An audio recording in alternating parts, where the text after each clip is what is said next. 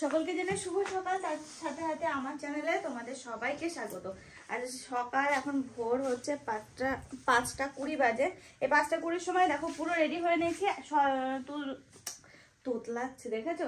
শুধু আমি একা নয়, আমি আর অর্পণ দুজন মিলে এখন একটু বেরোচ্ছি। আর এতদিন পর বলতে পারো বাইক নিয়ে আমরা যাচ্ছি। কোথায় যাচ্ছি না যাচ্ছি দেখতে হলে কিন্তু পুরো ব্লগটা প্রথম থেকে শেষ পর্যন্ত দেখতে হবে। আশা করি খুব ভালো লাগবে। হ্যাঁ, আর সময় নেই, এখন বেরিয়ে পড়তে হবে, নয়তো ওদিকে আমাদের আবার টাইম ওভার হয়ে যাবে, যে টাইমের মধ্যে আমাদের যাওয়ার কথা আছে। তো চলো, হ্যাঁ এখন বেরোনো যাক। সব কিছু নিয়েছি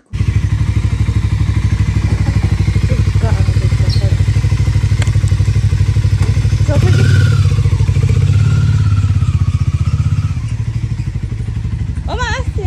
ও তুমি গেট দিতে আসছো? হ্যাঁ হ্যাঁ হ্যাঁ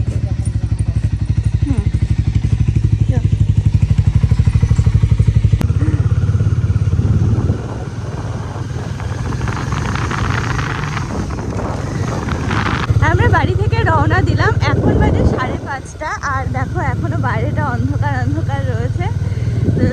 সোজা যাবো আগে কৃষ্ণনগর, তারপরে আমাদেরকে গুগল ম্যাপ ওপেন করতে হবে, সেই বুঝে আমাদের যেতে হবে। কারণ ফার্স্ট টাইম আমাদের যাওয়া।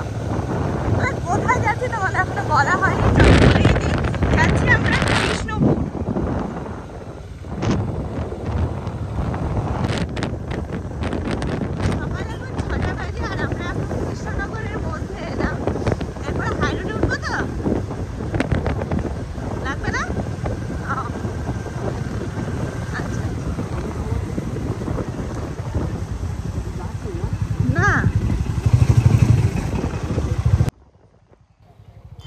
কৃষ্ণনগর নবদ্বীপ রোড ধরে আমরা এখন সামনের দিকে এগিয়ে যাব। আর এইদিকে আমার ফার্স্ট টাইম আসা, অর্পণ মাঝে সাঝে এসেছে। সরি আমার আগে আর একবার আসা ছিল। সেবার হচ্ছে যখন গুয়াহাটি থেকে বাড়ি ফিরি, নবদ্বীপ নেমে ওখান থেকে বাস ধরে, তারপরে মানে নবদ্বীপ স্টেশনে নেমে ওখান থেকে বাস ধরে আমরা কৃষ্ণনগর পর্যন্ত এসেছিলাম। তখন কিন্তু এই রোড ধরে এসেছিলাম। আর এই দেখো এখন আমরা গঙ্গাটা পার হচ্ছি, গঙ্গা ব্রিজ, নবদ্বীপ ব্রিজ। তো এই পার হয়ে সামনে ইচ্ছা আছে একটু দাঁড়ানোর, একটু টি ব্রেক নেওয়ার জন্য। তো দেখা যাক কি হয়। আমরা নবদ্বীপ ব্রিজ পেরিয়ে এসে একটুখানি দাঁড়ালাম টি ব্রেক নেওয়ার জন্য। সকাল এখন 7:10-15 মতো বাজে, না 7:30, 7:30, 6:30, 6:30 বাজে। এই যে 1 ঘন্টা ড্রাইভ করার পরে অর্পণ বললো একটু দাঁড়াই। নবদ্বীপ ব্রিজটা পেরিয়ে আমরা জাস্ট এখানে একটু চা খেয়ে আবারও রওনা দিচ্ছি।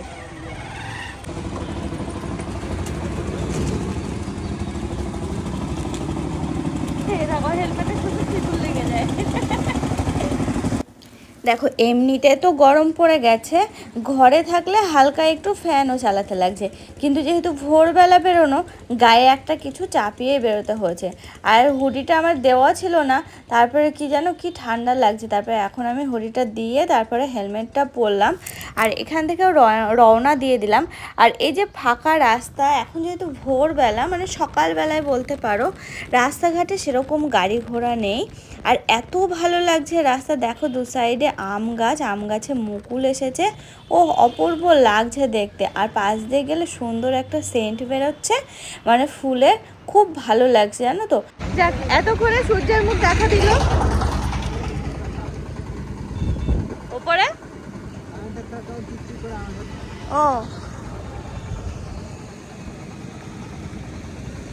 এতক্ষণে সূর্যের মুখ দেখা দিল।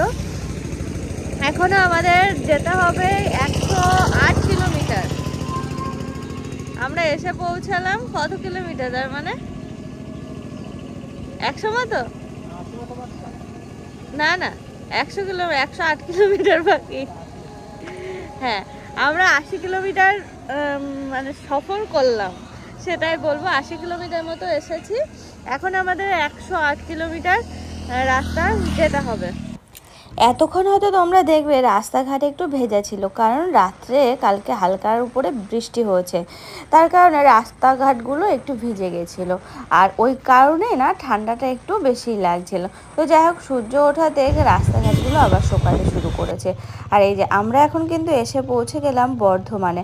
আর এখানে না ম্যাপটা রীতিমতো মানে ম্যাপের দিকে ফলো রাখতে হচ্ছে, কারণ রাস্তাঘাট এত গোজোমোজো, মানে একটু এদিক ওদিক হলে এরোড সে রোড এরকম হয়ে যাচ্ছে। তারপর আমরা এখন এসে পৌঁছালাম দামোদর নদীর উপরে। আর এই মানে বর্ধমান ছেড়ে এই ব্রিজে এখান দিয়ে যাচ্ছে। নদীটা না অনেকটা শুকিয়ে রয়েছে, আসলে এসব নদীগুলো হচ্ছে বর্ষার নদী হওয়ার কারণে অনেকটা এরকম খরা খরা মতো হয়ে রয়েছে। কোন বিস্কিট খাওয়া দেখো,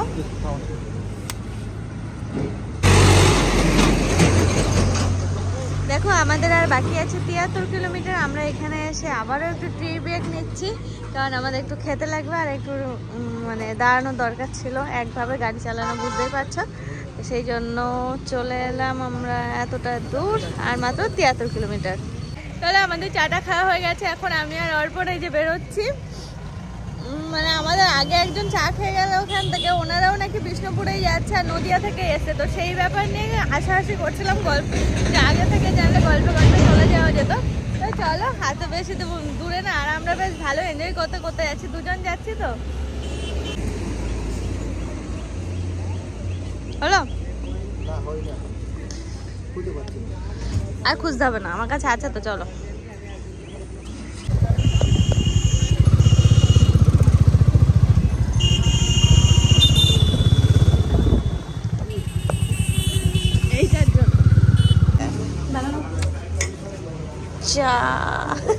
এবার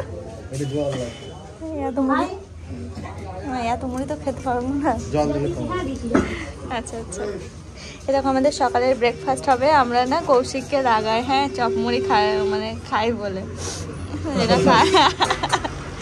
আজকে আমরা সকালবেলায় চপ মুড়ি খাবো জল দিয়ে মেখে, তাই তো? কায়দাটা আমি ঠিক জানি না, অর্পণ জানে।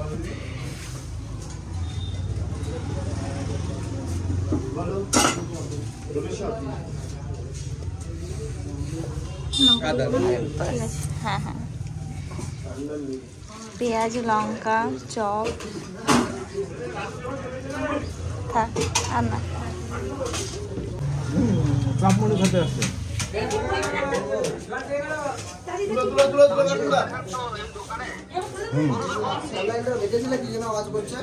আর 60 কিলোমিটার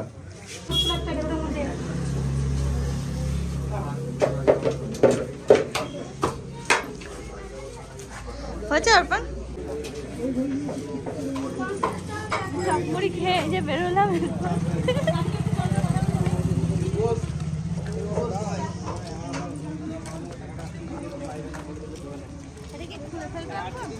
হ্যাঁ গাড়ি চালালে অসুবিধা হবে।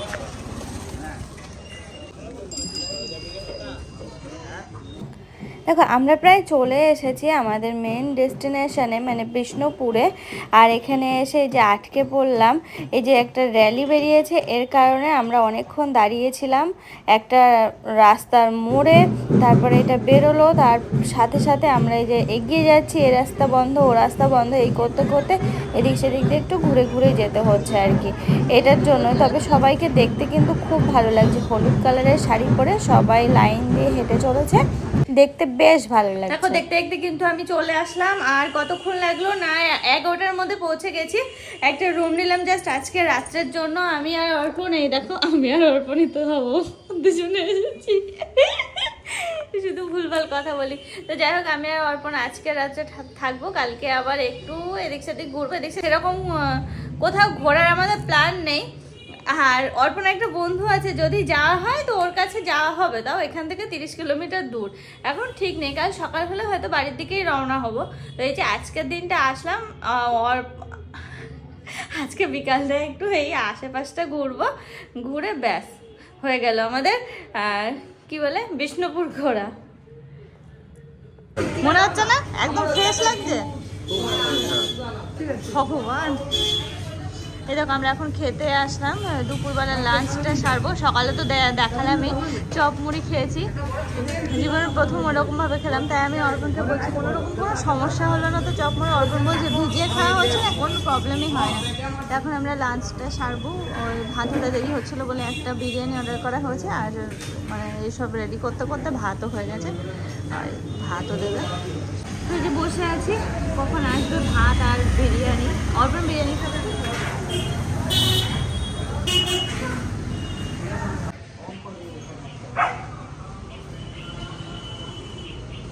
এই জায়গাটা দেখেছো কত সুন্দর সাজানো গোছানো নানান রকম ফুল দিয়ে।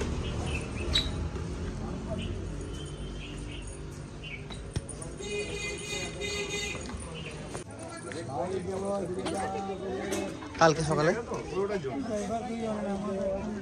মোটরসাইকেল, এখন সেই রঙ্গমঞ্চ দেখতে এসেছি। এখানে আছে বিষ্ণুপুরে, ভিডিও কল কর। জলটা আছে, জলটা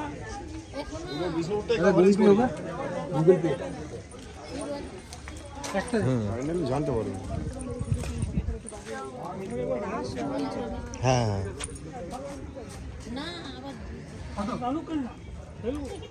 দুটো টিকিট নিলাম 25 টাকা করে, 50 টাকা দুজনের জন্য। এবার ভিতরে যাব, চলো।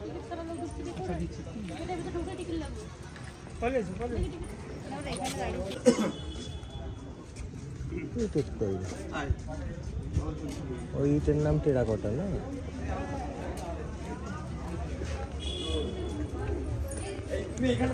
চেক করবে, আমি বলবো। সেই থেকে হোটেল থেকে বলা শুরু করেছি রঙ্গমঞ্চ যাবে, রঙ্গমঞ্চ যাবে, কি আছে আমি দেখবো, এই করে করে সেই থেকে যার কাছে ফোন করছে রঙ্গমঞ্চ। তো যাই হোক দেখো ভিতরে চলে এসেছি। আর এখানে হচ্ছে ব্লগিং অ্যালাউ নেই, তাও আমি একটু লুকিয়ে লুকিয়ে করছি তোমাদের একটু দেখানোর জন্য। যাক ভিতরে চলে এসেছি, চার সাইডে একটু ঘুরবো। ঘোরা বলতে এই দেখো শুধু এরকম বড় বড় চক, মানে অনেক কি বলে এগুলোকে, মোটা মোটা ওয়াল, উপরটা অনেকটা হাই আছে ভিতরে, এই আর কি। আর সেরকম কিছু নেই, ছোটো ছোটো ছোটো খোপ খোপ খোপ খোপ টাইপের, মানে একটার সাথে একটা অ্যাটাচ, সবগুলো সব যাওয়া যাবে। দেখো এরকম ভাবে সবগুলো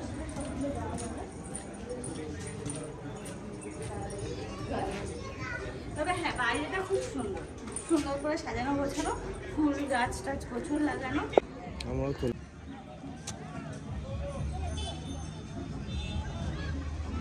আমাদের অনেক ফটো টটো তোলা হলো, এবার চলো আস্তে আস্তে অন্য দিকটা একটু ঘুরে বেড়াই। আর অন্য কোথাও যাবো না, মানে বিষ্ণুপুরে চার সাইডটা একটু ঘুরে ঘুরে বেড়াবো। আমরা অন্য জায়গায় যেমন ঘুরে বেড়াই এখানেও তাই করবো, যেহেতু বাইক আছে তো অসুবিধা হবে না।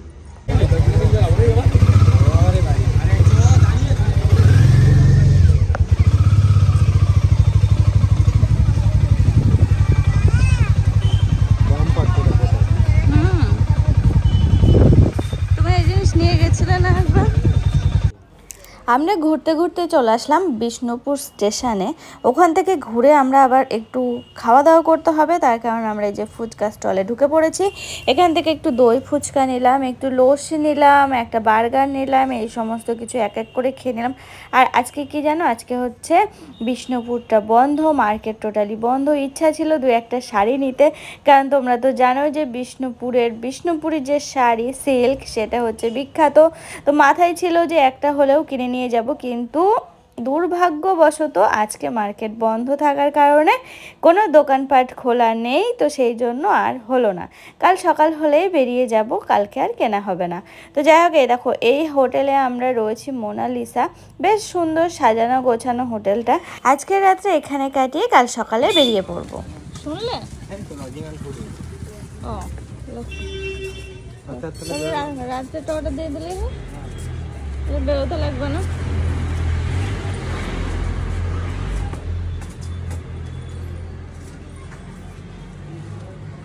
একবারে অর্ডার দিয়ে গেলেই হয় না।